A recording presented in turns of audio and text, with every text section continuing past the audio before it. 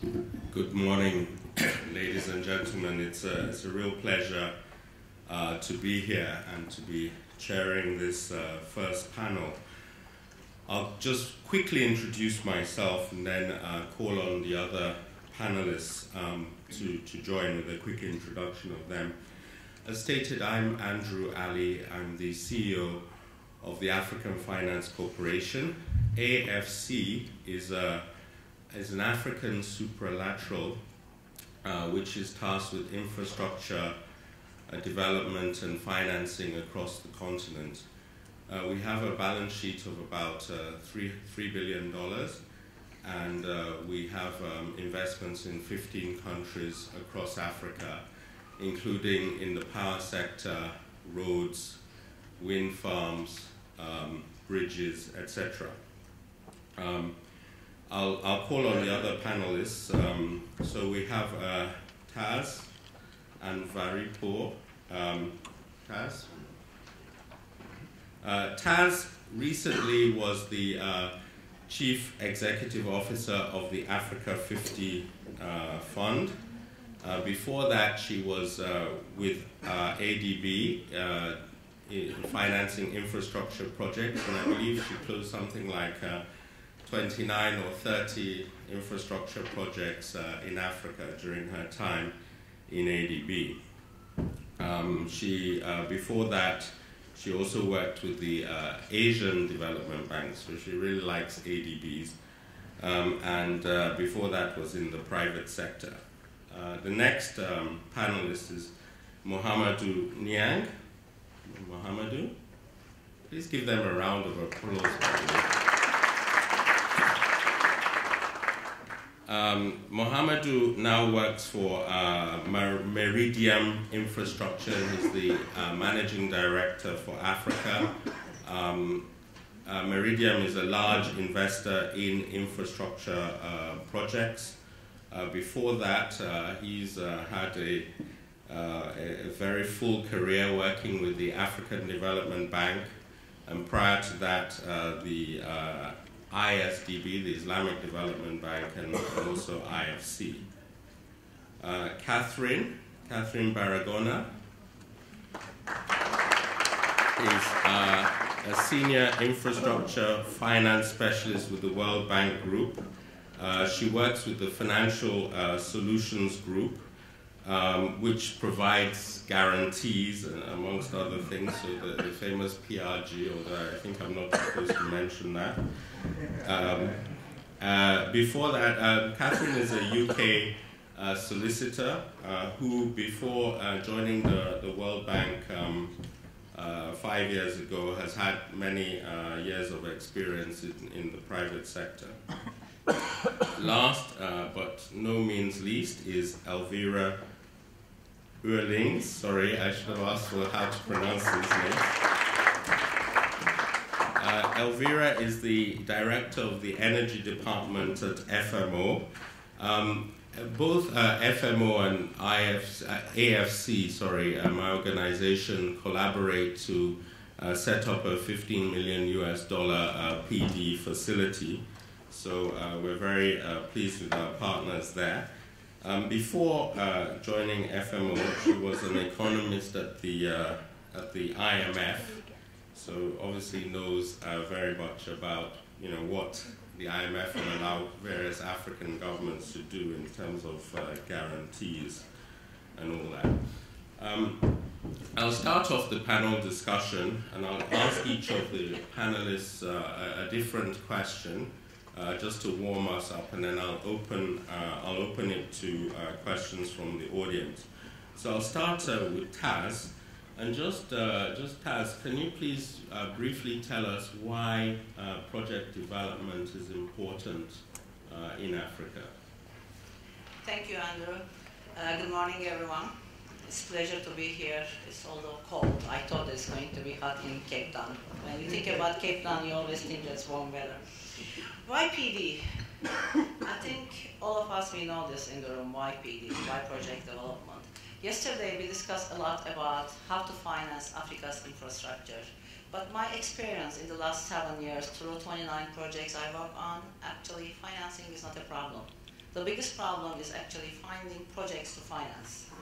So, what are the issues? In Africa, when we look at actually the history in the last 10 years, most of the projects, privately financed or IPPs or PPPs, actually they reach the financial close 7 to 10 years. And when you look at the cost, it is 10% of the total project cost. How do you compare this with the rest of the world? Actually, when you look at anywhere else in the world, even the most complex projects, they reach the financial close 3 to 4 years. And their cost is actually not more than 3 to 4% of the total project cost.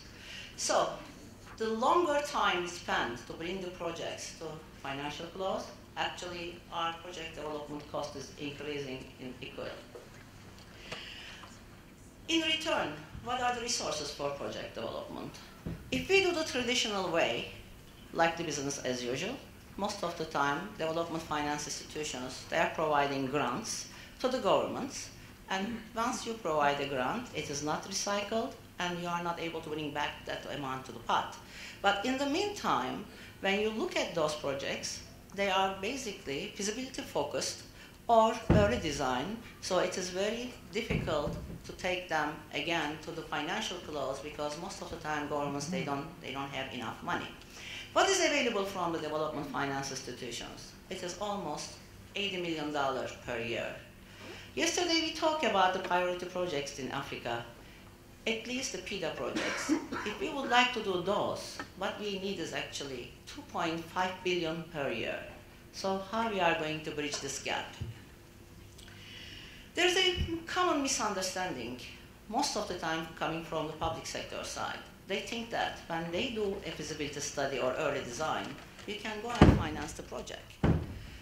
Obviously, the real work starts after the feasibility, and real cost starts also after the feasibility study. And number one, the governments, they don't have enough capacity to take those projects to the bankability, and also they don't have the financial resources. So, where is the dilemma? We need the commercial approach. We need private sector coming into this space. But private sector is reluctant. Reason being that, number one, when they put the money, they are not sure when they are going to take their capital back. And they are going to take it back at all. Because if you are developing your projects with the uncertainties surrounding that project, maybe you are going to put this risk capital to develop that project, but you are not going to be able to take it back for 7 to 10 years. So therefore, we agreed that there is a need to get into this space as the African Development Bank. And under the Africa 50, we created a project development company. Scalability is the most important area. And the second thing is the commercial approach. Once we put the project development capital, we should not forget about that. It should be not a grant, but it should be commercial investment. And taken back at the financial close, not the development capital you put into the project, but also the premium. As such, you go and do more projects. So I will stop here and I will come back a little bit later. Thank you, Taz. The next question, which I'll pose to Elvira, is what is actually needed by developers for effective project development? What are developers looking for, Elvira? Thank you, Andrew. Thank you for your question. It's a pleasure being here, although it's a bit a pity that we brought the Dutch weather to Cape Town, unfortunately. I was hoping for the sunny South Africa, but it's a pleasure to be here. Well, let me rephrase a bit your question, like what do financiers and development banks like FMO need to do project development? As FMO, we are active in 85 countries for the last 45 years, financing private sector activities. Our investment portfolio currently stands at around 8 billion euros. And specifically for our energy portfolio, which I'm a director of the energy department, our portfolio stands at roughly 2 billion of energy transactions. So we're quite active in supporting private sector activities in that field. And I think there are two main challenges that we need to address. And I will leave the financing option for later in the discussion because we have some ideas how to tackle that as well. But if we first start looking at the business environment that we are active in, it's still quite challenging out there. And what we are very pleased to see is that there are more and more governments that have identified the need to set a clear framework, a set of rules that stimulate foreign investment, and that create a platform to do business. But these set of rules, they have to come from a government-driven sector reform program. They have to have the will to make sure that this sector gets developed and gets boosted. And I think the South African experience, an example of the renewable energy program, has been very successful. It has provided predictability, transparency. It has been very clear in its documentation and the guarantees that the government can provide to investors. We feel it has been very instrumental in getting the energy developments out there. It has boosted confidence to developers and to financiers to go out and support the private sector activities. So for us, that is very important, and we really encourage to take that example forward and to copy that approach in other countries. Specifically, what we can do from the banker side is to, specifically on the documentation, to work on more simpler set of documentation, to have them more standardized. PPAs, government guarantee documentation, to have them clear for all financiers and developers out there. It avoids all kinds of ad hoc negotiations and agreements amongst all stakeholders. So that is something that we've seen that works and that we would like to take forward. So those will be my remarks on the business environment, and I would like to come back later on how we would also like to address the financing obstacles that we also still face. Thank you, Chair. Thank you very much, Elvira. Mohamedou, who finances PD? Okay, thank you, Andrew. Maybe I'll introduce just Merijam for those who don't know us. Merijam is a global leader in infrastructure investing. We have about 3 billion euros of assets under management. We are celebrating this year our 10th anniversary, and over those 10 years, we've closed about 40 transactions, mainly in OECD countries. Merijam, I think, is known mainly for two things. One is that we are a long-term investor. I think we are one of the rare, if not the only, fund with duration life of 25 years in OECD countries. And we're also known for our delivery of on-time transactions. I think of the 40 transactions that we've closed, none of them has been implemented with any delays. And the two ones that we last closed are in Turkey. Actually, the last one we closed was yesterday, which is a hospital project in Turkey. So what we're trying to do is really to bring this experience that we've gathered over the last 10 years in OECD countries into Africa, and we're in the process now of setting up our infrastructure vehicle for Africa, which I am leading. And we develop our own transactions, and to us it is very important to be involved in the transactions at the early stage, because that's really what allows us to structure transactions, both from a financing point of view, but also from a technical point of view, to fit our investment requirements. So we participate actively in funding the development cost of the projects in which we are involved. We do that alongside our industrial partners. Obviously, we are an investment firm, although the majority of Merijam staff and directors are engineers, but we don't develop projects ex nihilo. So we develop them alongside our industrial partners. And we do that from a stage where the projects are relatively well defined in what they try to achieve in the design, well defined by the public authority. So from that point onwards, we invest in the development cost. The question now is what happens before the project reaches a stage where we are involved as a developer and finance that part, of course, and who finances that early stage portion. I think here, institutions like Africa 50 have a key role to play. DFIs have a key role to play. Governments also have a key role to play. The challenge there, though, is that governments have very, very limited capacity, as we all know, to do that part of the work. So that creates a little bit of uncertainty for developers like us to get involved at that stage. So to sum up what I'm trying to say is that there are two stages in the development process. One is the very early stage where we really need patient capital from development finance institution, from government to bring in clear definition of projects and what they're trying to achieve.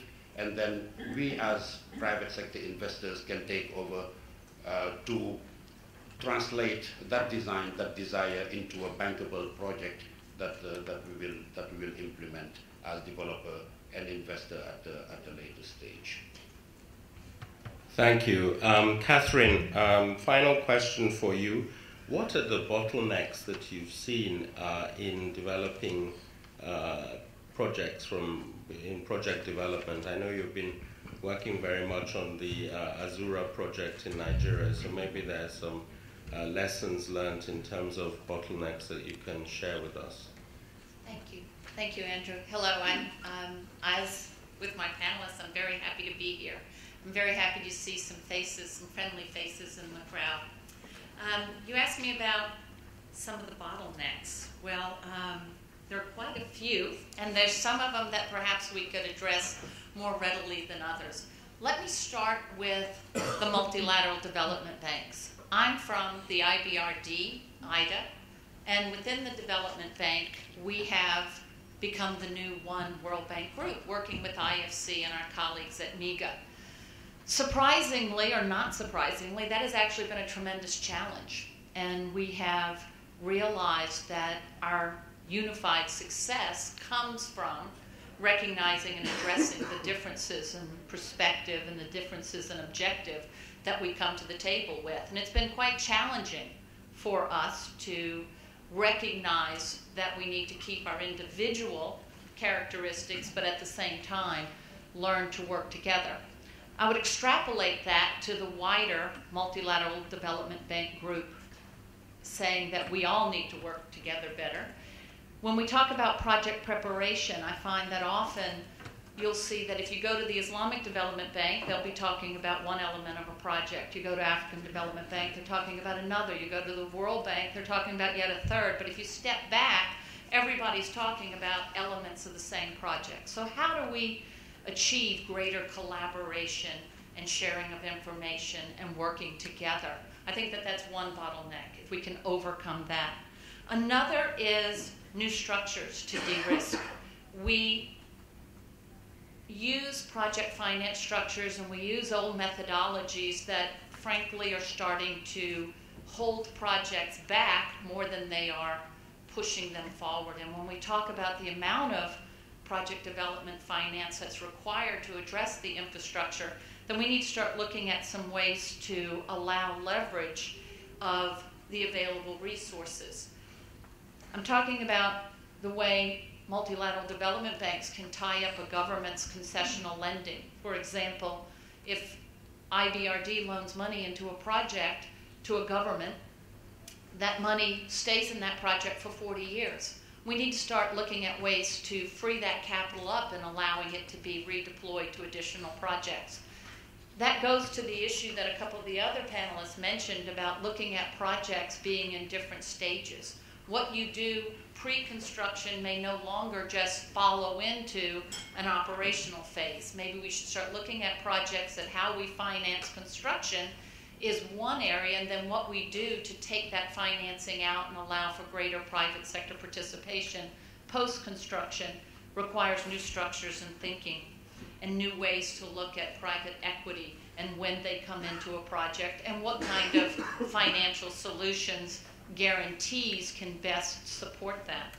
The last area that I would talk about is banks, MDBs, continuing to support for the framework, the capacity building, the regulatory environment, and looking at ways to eliminate unnecessary costs, because as long as we continue to regulate and require contracts to provide the framework basis, we are duplicating efforts and we are not being most efficient with the use of our resources. So multilateral development banks need to continue providing that support, but then also look at how can they support the post-construction at the same time, whether that's with the takeouts of the mini perms. I'm going to stop there, and then if there are any questions about those bottlenecks, I'm happy to field them. Catherine, thank you very much. I'll now open it to the floor to see if there are any questions for any of the panelists. Please, if you're asking a question, 1, keep it as short as possible. 2, say who you are and what organization it is.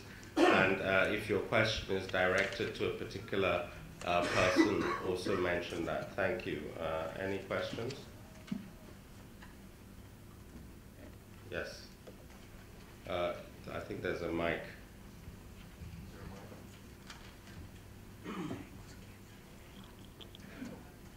I'm James Leighlin with the Private Infrastructure Development Group. It's a question for Taz, really, about Africa 50. As I understand it, Africa 50 is going to be targeting a single A credit rating or something like that so that it can borrow money to finance its operations. Do you really think that Africa 50 is going to be able to recover enough of its project preparation costs from closed deals to maintain that kind of credit rating? Or are you going to be forced eventually to get preparation money from donors and players like that so that you can make this work? I think maybe I should explain a little bit the Africa 50 for the benefit of everyone. First of all, when we start designing and even thinking about creating Africa 50, we looked at all the other preparation facilities, but also all other financing facilities available for Africa. So I think there's a little bit misunderstanding about Africa 50. Africa 50 is a one-stop shop. It's a platform with 2 companies. The first company is going to focus on project development with the pure commercial approach. Obviously, there will be many projects Africa 50 will not be able to do. Those are going to be done by African Development Bank and other MDBs because they are going to be the public sector projects. But the one we will be taking over, they are going to have potential of commercial viability, and we can take them to the bankability. So the project development company will not target any kind of rating. It is a revolving facility. The whole idea is scale the capital as much as possible and go and develop as many projects as possible. So therefore, the idea is actually first, put $100 million from African Development Bank. This is our seed investment. And I am sure you heard the news last week during the annual meeting. For the total, the whole platform, we reached $750 million. And we are hoping that by 15th of June, which is our closing date for the subscription, we will be $1 billion. So 10% of this $1 billion will be coming to project development company as well. So project development company will start with $200 million. But we also invited some private players. Altogether, the capital we target for project development company will be $500 million. The model is co-develop the projects through joint development agreements. As such, double it one more time and reach $1 billion. So once the project reaches the financial close, we take our capital plus the premium and we grow the capital even further. So therefore, the model for the project development company is this, and it's not going to target any kind of rating. But the project finance company is a different model. We also looked at all the project financing available in Africa.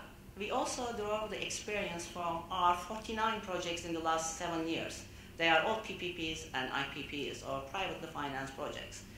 So our experience shows that one project, for example, coming almost to financial close, 5% is equity missing, 10% of debt missing, then you go and search for this, and due diligence process and other things that you lose another 18 months.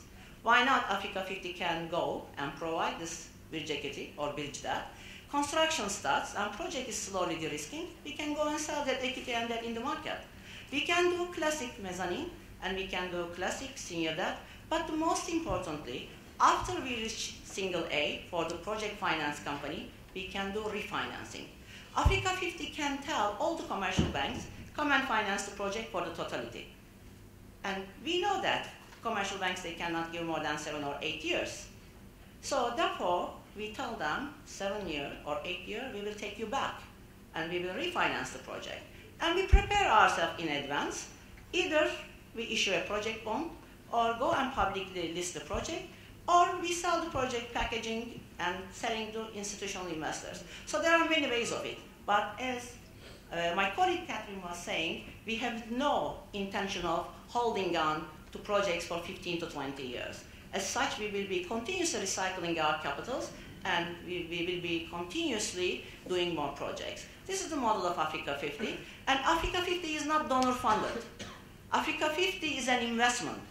Today, Africa 50 set as a public-private partnership, and the $1 billion we reach is the public side of the capital, African Development Bank plus the governments. So next stage will be going to institutional investors. Obviously, for the project development company, we are offering return of 15 to 16% over the 10 years, while we are offering 7 to 8% over 15 years for the project finance company, which is a permanent capital vehicle. Thank you. Thank you. Thank you very much. Doing business in Africa. You can't afford to be without Africa Investor.